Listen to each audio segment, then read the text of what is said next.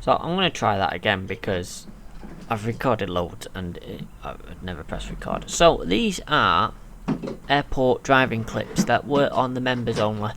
I have decided to make them public now. I have left the airport unfortunately, and it's not through any bad terms or anything like that. It was just something I had to do at the time. These were test footages that were filmed, so I didn't have permission to do this, which is why this stayed behind members only. As it's easier to show something and then get the permission than it is to try and explain what you want to do. So my intention was to film this, edit it together, and then be able to show them and say, look, can I do this? However, when I look back at it, it was like, it's going to be the same few bits again and again and again, and I didn't know whether you'd want to see that or not. But if you do, and I do end up going back, I can always put it forward. So we are just at Terminal 2 here, in a Cobus 2700. There are 3 Cobuses that the airport use. The 3000 series, which is the larger ones and cannot go on a public road without an escort. The 2700s, which is what this is, which hold, I think off the top of my head, it was 90 people, the Mercedes say. Although we'd fill it up to about 60-70 people, because that's when it starts getting a little bit Japanese, pushing to get in the door. And then the 2700Ss, which are the small 2-door variants, and they hold about 50 people at the max. So I'm just coming round here, back up to T2 on your left, which is where they filmed the airline. If you remember Britannia Airways back in the day on the TV, that's where all that would have been filmed, over on the 200 gates. You'll notice the vehicle that's just passed us had its orange light on the roof, and you'll see a lot of orange lights flashing. Those are oboe lights, which is the obstruction lights. All vehicles that are on the airfield must have an ob light and must be working at all times. We're passing here behind the Jet 2 plane. Now, as you're passing and driving, any plane has right of way, whether it's under tow, under its own steam, whether it's being pushed back, it has right of way. You must stop and you must get out of its way. The way we know that something is happening is by little red lights on the top and belly of the plane, which are anti-collision lights. If these are flashing, you must not proceed behind the plane. If you see one on a taxiway taxiing, you must try and work out where it wants to go. These planes don't have indicators, so you've just got to guess. If you're behind one, you've got to get out of the way. So the airport as a general is 20 miles an hour all the way round, apart from some sections that are 10. You'll see on the right hand side now the checker plate, and that means I am on a taxiway crossing. I must not stop. So we're going now under Terminal 1. Right here. We've got T1 arrivals, which is now closed, I believe. And T1 busing lounge, which is 20 gates. Or was. We're coming round now towards the T1 pier, which typically have all EasyJet on there. I believe in this clip I'm heading to go do an Aer Lingus. So it's normal road rules pretty much out there on the airfield. It's just added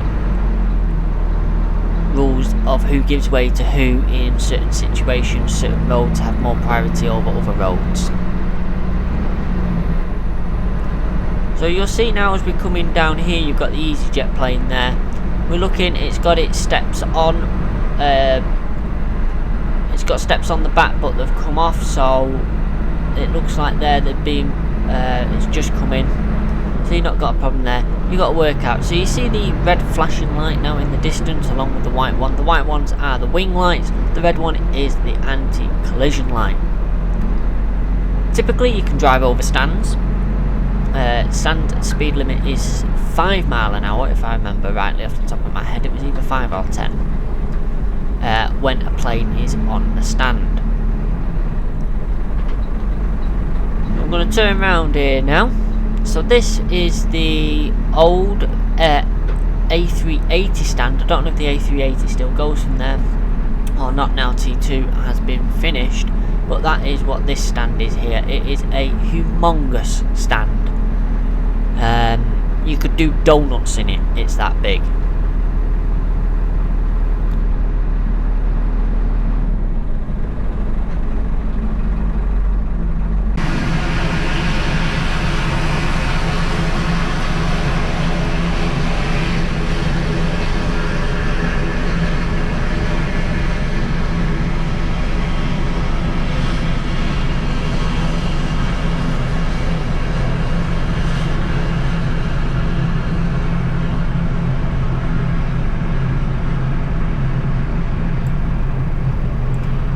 So these are the baby Aer Linguses, or doublings we call them. We call them babies because they're only 87s. They only fit about 50 people on. So typically you'll be sent on your own for a 2700 or a 3000. As you can see, the vehicles are waiting, as I said before. Whilst the anti-collision lights are on the aircraft, you cannot go behind that aircraft or impede in its path in any way. A pilot may report you to ATC if you do inhibit their path and they believe that it would have endangered the aircraft. This has happened, not to me, but it does happen. Some pilots will let you off with it, especially if they're empty, but if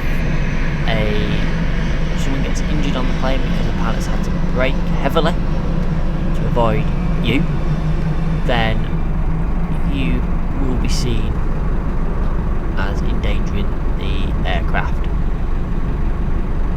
You will see that the people that do you for it are those in the little jeeps, those that are familiar with plane spotting, and that you see the little ops vehicles running around, the little 4x4s that drive along the taxiways. Those are ops, and they are essentially, they're like the police really, the traffic police of the airfield, and they oversight everything, health and safety, absolutely everything, and they are the ones that will tell you off if you've done wrong. They are also the ones that are able to revoke your pass. Now you see, the pilot has now turned off the anti-collision lights, which means the engines are off. It's the same for the ground crews. The ground crew cannot go near a plane until those anti-collision lights are off, and you never go behind a plane with it on, even if you're waved past, especially if you're waved past by the mate, who is the one that blocks the road. Sometimes if they're on tow and they're waiting for their tow request to go through, the tow driver at the front with the headset on will wave you past. That's at your discretion if you go. Still, if you're caught, you're still in maybe trouble for it. But you never go past unless it's the person with the headset, because they're the ones that know what's going on. They're the ones that are in communication with whoever's in the cockpit.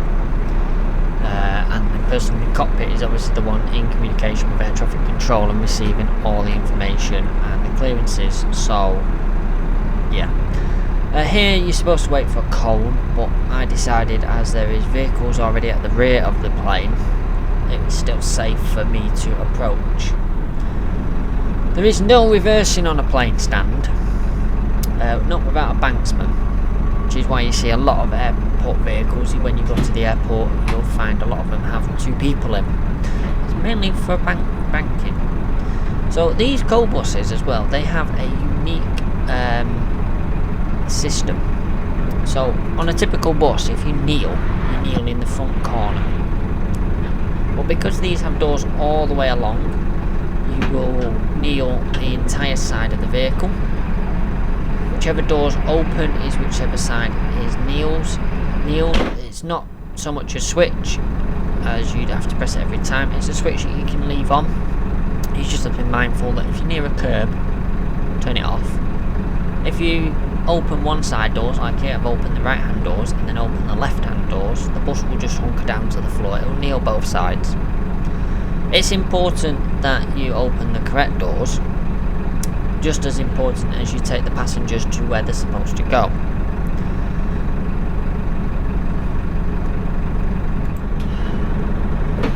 So what you can see there, that sheet of paper that I'm just about to fill out, all drivers have that. That is a document of the work that has been conducted by that driver and that vehicle.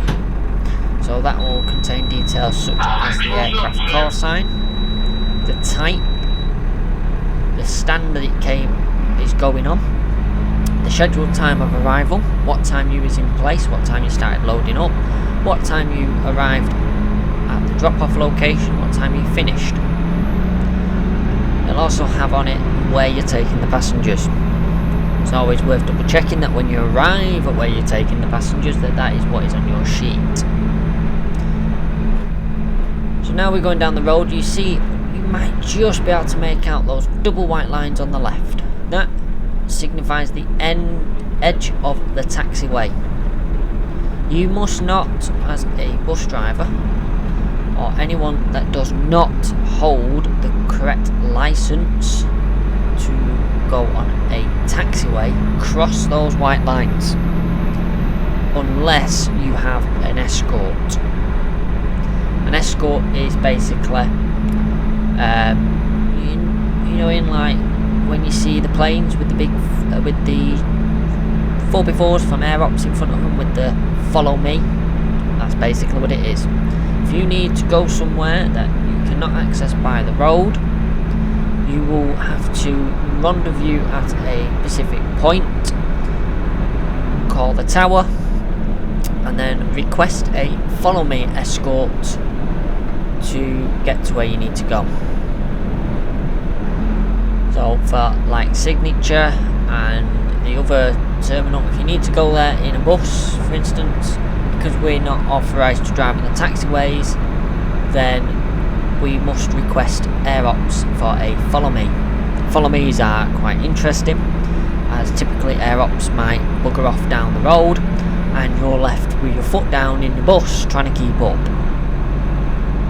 So here we are, we're going round the T1 pier now. As you can see, the camera is picking up pretty much, to be fair, what you can see. You might be able to see a little bit more, but in the rain the road markings are not very good. It's not the reflective paint you get on the typical roads out in the open, so they can be pretty difficult to see. The double line is there now, maybe a little bit more prominent. So I believe we're going to T1 arrivals, domestic or CTA, depending on where the planes come from. Domestic or CTA, they have different security clearances, and it is imperative that you put them in the right door. There is a fail-safe that you have to ring up and ask them to unlock the door. You do this by giving certain information to them. They will double check that information, double check that you're on that flight. So you're double checking that you have got the correct passengers off the correct aircraft from the correct destination, and you are wanting to put them into the correct door, and then they will unlock the door for you, and you have to use your pass to open the door.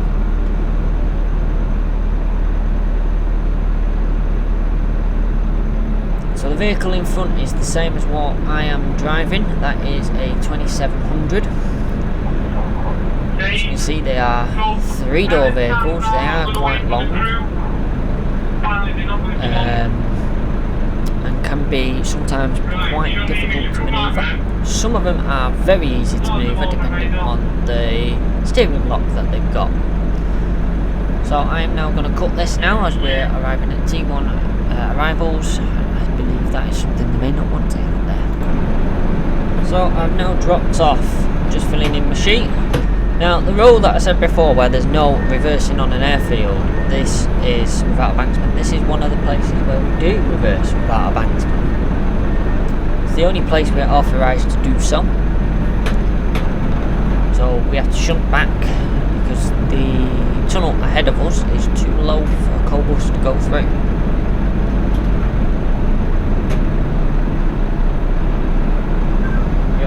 Again, I don't believe I'm showing anything that is not, you can't see from the public's view. So we're coming out here now. We have the road left and right. I'm going over a taxiway crossing here. It's defined as. So there is no stopping. You must clear it.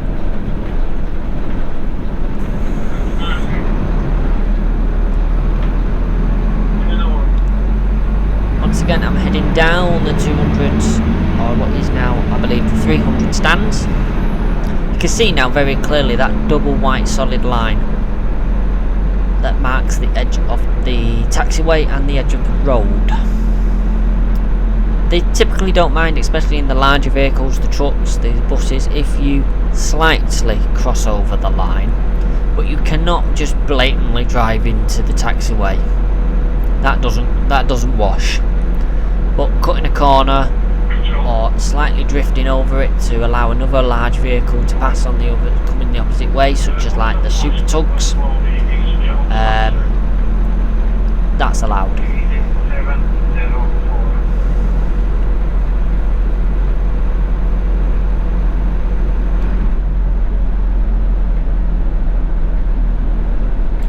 So I do hope you found this video interesting, and if I do return to the airport driving, would it be something that you'd be interested in me seeking permission to show you more? Obviously I can only show you what